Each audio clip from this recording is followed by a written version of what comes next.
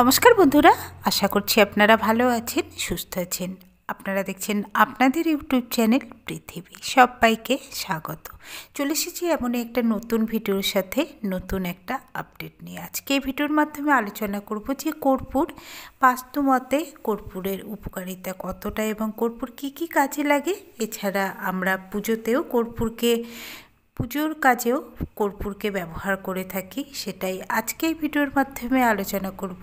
কর্পূরের উপকারিতা এবং বাস্তুমতে কর্পূরের গুরুত্ব কত, সেটাই আজকে আলোচনা করব এই ভিডিওর মাধ্যমে। চলুন ভিডিওটা শুরু করা যায়। প্রথমেই বলি যে বাস্তুশাস্ত্র অনুযায়ী গ্রহদোষ দূর করতে কর্পূরের জুড়ে মেলা ভার, এবং সেই সাথে আমরা হিন্দু ধর্মীয় বিশ্বাসী অনুযায়ী কর্পূরকে সুগন্ধ ঈশ্বরের খুবই পছন্দ, এবং এই কর্পূরকে আমরা পুজো হিসেবে ব্যবহার করি। কর্পূরের ব্যবহার উপকারী, কিন্তু বাস্তুশাস্ত্র অনুযায়ী কর্পূরের ব্যবহার করে জীবনের একাধিক সমস্যা থেকে মুক্তি পাওয়া যায়। কর্পূর ব্যবহার শুভ শক্তি বাড়ির কাছে আসতে পারে না, এবং নেগেটিভ শক্তি অনেকটাই দূর হয়ে যায়। সেই সাথে বাড়ির মধ্যে বাস্তুশাস্ত্র অনুসারে বাড়িতে কীভাবে কর্পূরের ব্যবহার করা যাবে সেটাই চলুন ডিটেলসে আলোচনা করব।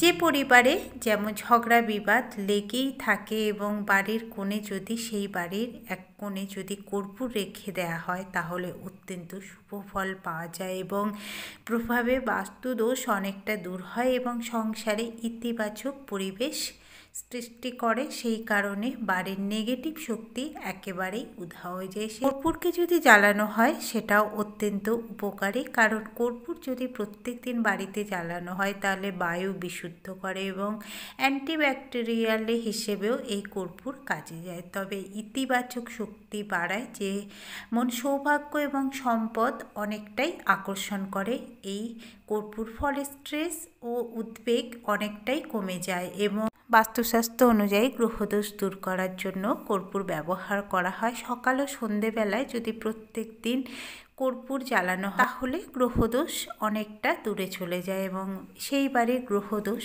অনেকটাই কেটে যায়। তবে আর্থিক স্থিতি লাভ করতে অনেক দিন ধরে অর্থ সমস্যায় ভুগছেন এবং টাকা রোজগার করেও যদি তা কাছে রাখতে পারেন না, তাহলে আর্থিক ক্ষতি হয় বলে বলা যায়। তারা যদি সূর্যাস্তের পর কর্পূরের প্রদীপ জ্বালানো যায় এবং সেই কর্পূর জ্বালিয়ে যদি পুরো বাড়িতে দেখানো হয়, তাহলেও অত্যন্ত শুভ ফল পাওয়া যায়। এবং সন্ধ্যাবেলায় যখন প্রত্যেক দিন প্রদীপ জ্বালানো হয়, সেই সাথে যদি একটা কর্পূর দেওয়া হয় প্রদীপের সাথে, তাহলে অত্যন্ত শুভ ফল পাওয়া যায় এবং সেই বাড়ির নেগেটিভ শক্তি অনেকটাই দূর হয়ে যায়। শক্তি প্রায় ধারে কাছে আসতে পারে না যদি প্রত্যেক দিন বাড়িতে কর্পূর জ্বালানো হয়। এছাড়াও কর্পূরের সঙ্গে যদি তেজপাতা জ্বালানো হয়, সেটাও অত্যন্ত শুভ ফল পাওয়া যায়, এবং কর্পূর এবং তেজপাতা যদি একসাথে পোড়ানো হয় তাহলে অত্যন্ত শুভ বলে মনে করা হয়। এবং তেজপাতা পুড়িয়ে পরে সেই ধোঁয়া যদি বাড়ির কোথাও কোনায় ধোঁয়া দেওয়া হয়, এতে অশুভ শক্তি অনেকটা দূর হয়ে যায় এবং বাড়িতে কখনোই অশুভ শক্তি আসতে পারে না। তাই সংসারের প্রভূত উন্নতি হয়, শান্তি ও সমৃদ্ধি আসে।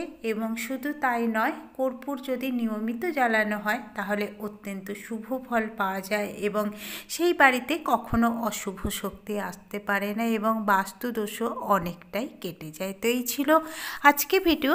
আশা করছি ভিডিওটা ভালো লেগেছে। ভিডিওর সাথে শেষ পর্যন্ত থাকার জন্য অসংখ্য ধন্যবাদ।